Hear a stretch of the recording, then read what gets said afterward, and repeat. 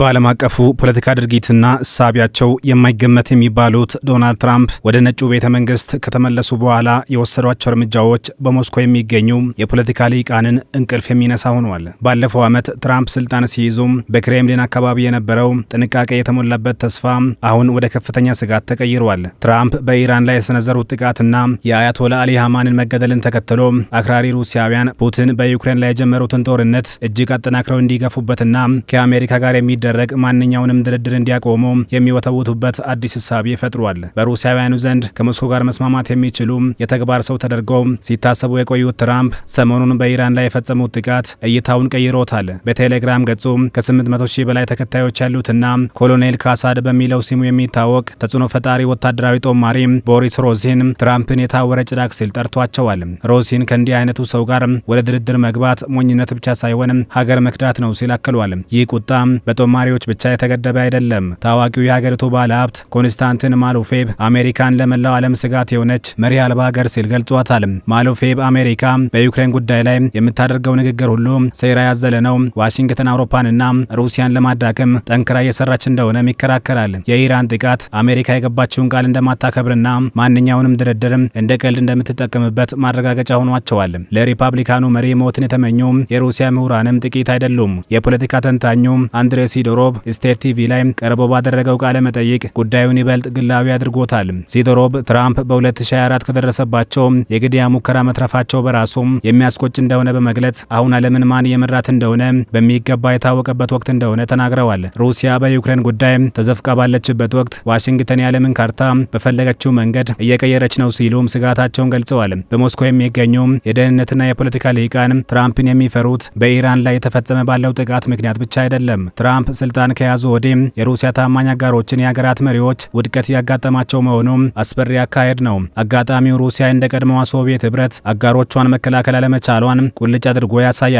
በታህሳስ 2024 የሩሲያ የቅርብ አጋር የነበሩት የሶሪያው ፕሬዝዳንት ባሻር አልአሳድ ድንገት በአማጽያን ጥቃት ተወግደው ወደ ሩሲያ ተሰደዋል። ትራምፕ የአማጽያኑን መሪ በነጩ ቤተ መንግስት መቀበላቸው በሩሲያ ፊት ላይ ትልቅ ቡጢ ያሳረፈ ነበር። በጥር ወር የቬንዙዌላው መሪ ኒኮላስ ማዱሮ በአሜሪካ ኃይሎች በቁጥጥር ስር መዋላቸው ሌላው አስደንጋጭ ክስተት ነበር። አሁን ደግሞ የኢራኑን መንፈሳዊ መሪ አያቶላ አሊ ሀማኒ በአሜሪካና እስራኤል ጥምር የአየር ጥቃት መገደላቸው ሩሲያ በዓለም አቀፍ መድረክ ያላትን ተጽዕኖ እያጣች ባይሆንም ከአሜሪካ ጋር ለመገዳደር ግን አቅሟ ጥያቄ ውስጥ መግባቱን ቁልጭ አድርጎ ያሳያል።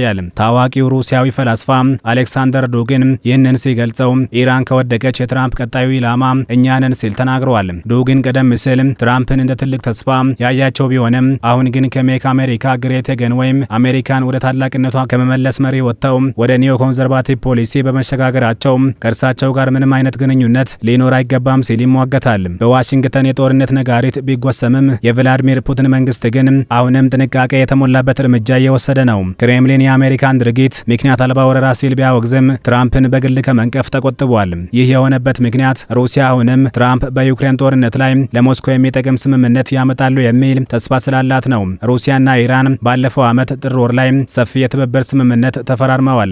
ሩሲያ ከኢራን የሻሄድ ድሮኖችንና ሚሳኤሎችን እንደምትገዛ ምዕራባውያን ቢገልጹም ሞስኮ ይህንን በይፋ አምና አታውቅም። አሁን ላይ ግን ሩሲያ ለኢራን ዲፕሎማሲያዊ ድጋፍ ከመስጠት ባለፈ ወታደራዊ እርዳታ ለማድረግ የምትችልበት አቅም ውስን ነው ሲሉ ተንታኞች ይናገራሉ።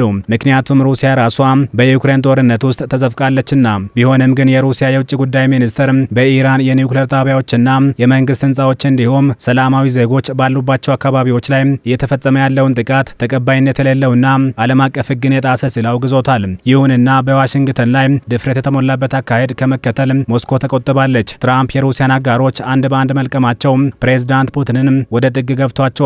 የሩሲያ አክራሪ ብሔርተኞች አባባል እውነት ሆኖ ቀጥሎ ተራው የሩሲያ ነው የሚለው ስጋት ከሰረጸ ሩሲያ በዩክሬን ላይ የኒውክሌር ኃይልን የመጠቀም አማራጭን ጨምሮ ማንኛውንም እርምጃ ልትወስድ እንደምትችል ታዛቢዎች ስጋታቸውን ይገልጻሉ። በአንጻሩ የነዳጅ ዋጋ መናርና የምዕራባውያን ትኩረት ወደ እስራኤልና ኢራን መዞሩ ለሩሲያ ወታደራዊ ድል እድል ከሰጣት ፑቲን የዩክሬንን ጉዳይ በራሳቸው ፍላጎት ጨርሰው በዓለም መድረክ ዳግም ታላቅ ኃይል ሆነው ሊወጡ ይችላሉ ሲሉም ምልከታቸውን ያስቀምጣሉ። አንዳንድ የሩሲያ ተንታኞች በዚህ ቀውስ ውስጥ ያለውን መልካም አጋጣሚ ለመመልከት ይሞክራሉ።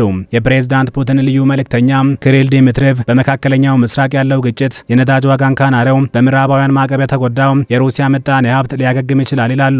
በኢራን የኒውክሌር ጣቢያዎችና የነዳጅ ማጣሪያዎች አካባቢ የተሰነዘረው ጥቃት የዓለም ነዳጅ ዋጋ በአንድ በርሜል ከ$100 በላይ እንዲያሻቅብ አድርጎታል። ሩሲያ በምጣኔ ሀብቷ የገጠማትን ጉድለት ለመሙላት ይህ የዋጋ ጭማሪ ወርቃማ ዕድል እንደሆነ እየተነገረ ይገኛል። ቀደም ሲል ሩሲያ ነዳጇን ለቻይናና ህንድ በከፍተኛ ቅናሽ ትሸጥ የነበረ ሲሆን አሁን ግን የዓለም አቅርቦት ስጋት ላይ በመውደቁ ሩሲያ ነዳጇን በሙሉ ዋጋ የመሸጥ ዕድል ታገኛለች ተብሎ ይገመታል። ይህ ደግሞ ለጦርነት ወጪዋ የሚሆን ተጨማሪ ቢሊዮን ዶላሮችን ያስገኝላታል። በተጨማሪም የአሜሪካ ትኩረትና ወታደራዊ ድጋፍ ወደ መካከለኛው ምስራቅ ከዞረ ዩክሬን የምታገኘው እርዳታ ይቀንሳል። ይህ ደግሞ ሞስኮ በጦር ግንባር የበላይነት እንድታገኝ በር ይከፍትላታል። የዩክሬኑ ፕሬዝዳንት ዘለንስኪ በበኩላቸው የፑቲን ተባባሪ ባሏት ኢራን ላይ የተሰነዘረውን ጥቃት በመደገፍ ዲፕሎማሲያዊ ትርፍ ለማግኘት አጋጣሚውን ለመጠቀም ሞክረዋል። ይሁንና ዩክሬንም ዛሬ ከስጋት የጸዳች አይደለችም። ዩክሬን ከኢራን የሚመጡ የሻሄድ ድሮኖች መቆማቸውን እንደ ትልቅ ድል ብታየውም በትራምፕ መካከለኛው ምስራቅን የማረጋጋት አጀንዳ ምክንያት የአሜሪካን የአየር መከላከያ ሚሳይሎች ወደ መካከለኛው ምስራቅ በተለይም ወደ ባህረ ሰላጤው ሀገራት እንዲዞሩ ማድረጋቸው ለአየር ጥቃት ተጋላጭ እንድትሆን አድርጓታል። በሩሲያ የውጭ ጉዳይ ሚኒስቴር በኩል የወጣው መግለጫ ሩሲያ አሁንም በዩክሬን ጉዳይ ላይ ሰላማዊ ንግግር እንደምትፈልግ ያሳያል። ይሁን እንጂ የቴህራኑ ክስተት ድርድሩ በሚካሄድበት ጊዜና ቦታ ላይ እርግጠኝነትን አሳጥቷል። የሩሲያ አክራሪ ብሔርተኞች ግን የሰላም ድርድሩ እንዲቆም ይፈልጋሉ። በእነርሱ እምነት አሜሪካ በኢራን የኒውክሌር ድርድር ስታደርግ ቆይታ ድንገት ጥቃት መፈጸሟ በዩክሬን ጉዳይም ተመሳሳይ ሴራ እንደምታሴር ማሳያ ነው። እናም ሩሲያ ፈጥና በዩክሬን ላይ ያላትን ወታደራዊ ኃይል በእጥፍ መጨመርና ድል መቀዳጀት አለባት ብለው ያምናሉ። ሩሲያ የምትከተለው ቀስ በቀስ የመገፋት ስልት እንዲቆምና በዩክሬን ላይ የመጨረሻና ወሳኝ ጥቃት እንዲሰነዘርም ይሻሉ። ትራምፕ በኢራን ላይ የወሰዱት እርምጃ ሩሲያንም ድንገት ሊያጠቋት ይችላሉ የሚል ስጋት በጦር ባለስልጣኖቹ ዘንድ ፈጥሯል። የ2026ቱ የዓለም ፖለቲካ ሩሲያን ከባድ ፈተና ውስጥ ከቷታል። በአንድ በኩል ከኢራን ጋር ያላትን የቆየ ወዳጅነትና ስትራቴጂካዊ ጥቅሟን ማስጠበቅ፣ በሌላ በኩል ደግሞ ከትራምፕ ጋር ያላትን ሰላማዊ የሚመስል ግንኙነት ሳታቋርጥ የዩክሬኑን ጦርነት በራሷ መንገድ መቋጨት ትፈልጋለች። የትራምፕ የማይገመት ጸባይና የሞስኮ አጋሮች ውድቀት በክሬምሊን ያለውን ስጋት ከፍ አድርጎታል።